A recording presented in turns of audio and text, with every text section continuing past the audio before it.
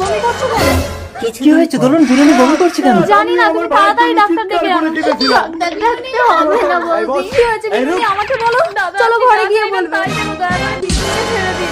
যা চাইবো তাই দিবি, পারবি আমার ভাইকে ফিরিয়ে দিতে? শান্ত হও। আমি যা চাইবো তাই দেবো। জন্মের সাথে সাথে তোর সন্তানকে আমার হাতে বাবা তুলে দিতে মারা হবে। যাওয়ার পর তোর বৌদি তোকে সন্তানের মতো মানুষ করেছে। এই ছেলেটার নাম কি বল? তোমার বোনের জন্য আমি তাই তো দিতে রাজি। তুই এই গোলাপ মোস্তানের ভাই, আমি চুরি ডাকাতি করে তোকে লেখাপড়া শিখিয়েছি। ভালো করে ইন্টারভিউ দিবি, তোকে চাকরি পেতেই হবে। ঠিক আছে দাদা, আসি। দাদা, আমি আমার আমি সন্তানকে গোলাপ নিয়ে মোস্তান, এসেছি। আমার ভাইয়ের গায়ে যদি কেউ হাত দেয় তাকে আমি এই পৃথিবী থেকে ডিলিট করে দেই।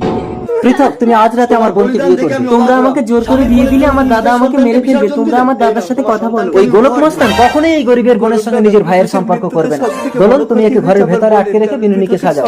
আমি এক্ষুনি বিয়ের বাজার করে তোমাদের আসছি। যদি আপত্তি না থাকে ভালো আমি হবে না অবিবাহিত। কিন্তু। চলো পৃথকের ভাই। সন্তানের পিতৃ পরিচয় আমি দিতে রাজি। এসো বিনুনি, তোমাকে সাজিয়ে দেই। যদি আমি বিজয়